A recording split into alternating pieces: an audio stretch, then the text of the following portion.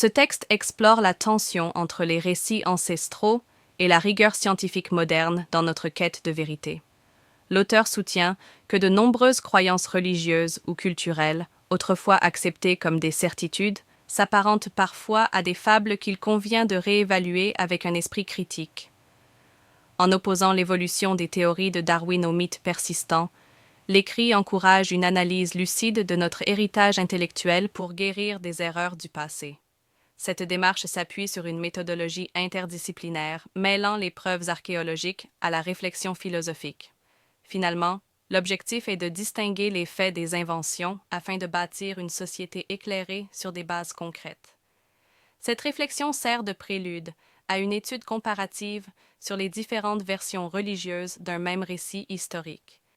Toujours sur notre sujet, les hommes de la caverne.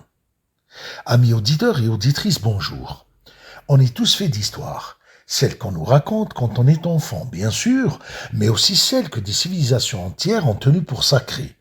Mais qu'est-ce qui se passe quand on commence à gratter un peu le vernis de ces grands récits?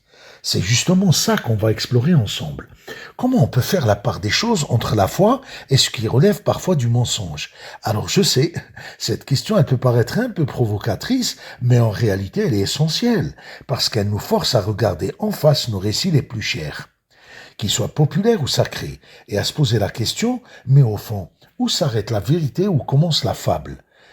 Même quand elle part d'une bonne intention.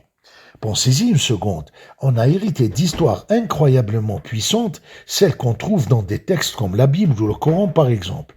Et ces récits, ils ne nous ont pas été transmis comme de simples contes de fées, non, ils ont été portés par une foi absolue en leur vérité. Pour nos ancêtres, c'était simple. C'était la réalité, point. Mais voilà, c'est là que les choses se compliquent. Malgré cette conviction immense qu'a traversé les âges, quand on nous regarde de plus près, avec les outils d'aujourd'hui, on découvre une autre facette. À l'origine, un certain nombre de ces récits étaient en fait des fables, des constructions, et parfois même, oui, des mensonges délibérés. Le temps, c'est un drôle d'allié dans cette histoire. Pendant très longtemps, il a joué en faveur de ces récits.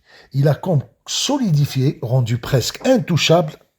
Mais aujourd'hui, le même temps joue un rôle inverse. Avec nos connaissances, notre esprit critique, il nous permet de faire le tri. Il lève le voile sur des erreurs qui étaient cachées depuis des siècles.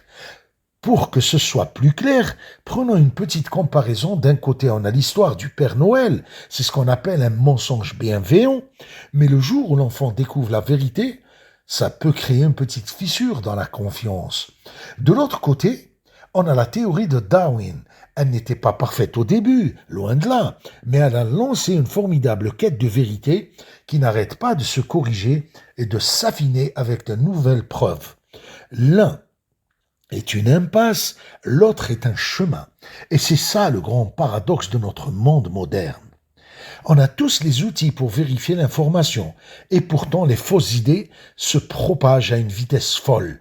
Elles sont comme dopées par les médias, par les algorithmes des réseaux sociaux, et du coup, des croyances qu'on pensait refutées depuis longtemps retrouvent une seconde jeunesse. C'est un vrai défi pour la recherche de la vérité. Alors attention, soyons plus clairs. Le but n'est pas de juger le passé avec nos yeux d'aujourd'hui. Pas du tout. C'est plutôt une démarche de clarification. On pourrait voir ça comme une façon de soigner de vieilles blessures intellectuelles, des erreurs qu'on continue de se transmettre sans même se rendre compte. Mais qu'est-ce que ça veut dire au juste une blessure intellectuelle? Eh bien, c'est une croyance erronée, une idée fausse qui s'est transmise de génération en génération, au point qu'on a fini par la prendre pour argent comptant. C'est comme si on avait hérité d'une carte du monde qui est périmée aux fosses et que notre travail aujourd'hui, c'est de la mettre à jour. Donc, je le redis, l'idée n'est absolument pas de faire table rase et de tout jeter.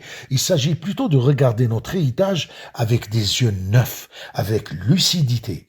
C'est un vrai travail de tri. En fait, il faut séparer le bon grain de l'ivraie, comprendre ce qui était une erreur volontaire ou non, et ce qui constitue la richesse de notre histoire. D'accord, mais concrètement, comment s'y prendre ? comment on navigue dans ce labyrinthe de récits à la fois sacrés, historiques et parfois contradictoires. Pour ça, il nous faut une méthode solide, des outils fiables, et on a deux principaux qui sont vraiment essentiels. En fait, notre approche combine deux choses. D'un côté, on a l'analyse scientifique, la plus rigoureuse possible, l'histoire, l'archéologie, la critique textuelle.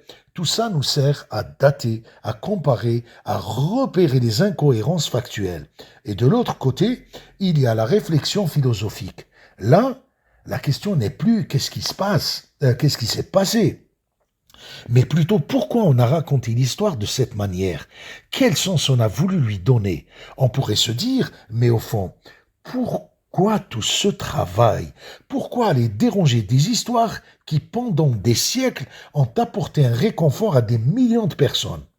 Eh bien, tout simplement parce qu'il s'agit de nos fondations, les fondations sur lesquelles on est en train de construire notre avenir. Cette phrase, elle résume parfaitement l'enjeu. La vérité, c'est vrai, elle peut être inconfortable parfois, elle peut même faire un peu mal, mais c'est le seul terrain vraiment soluble sur lequel on peut espérer bâtir une société plus éclairée, plus juste. C'est le seul socle qui ne risque pas de s'effriter avec le temps. Bon, maintenant qu'on a posé le cadre et la méthode, le mieux c'est de passer à la pratique, non? On va tester cette approche sur un cas d'étude fascinant, un mystère qui traverse les trois grandes religions du livre, l'histoire des 7 dormants, les hommes de la caverne. Comme un seul et même récit a-t-il pu être raconté et surtout transformé au fil du temps? Vous allez voir, ce qu'on découvre est assez surprenant. Sur ce, mes frères et sœurs, je vous reviens.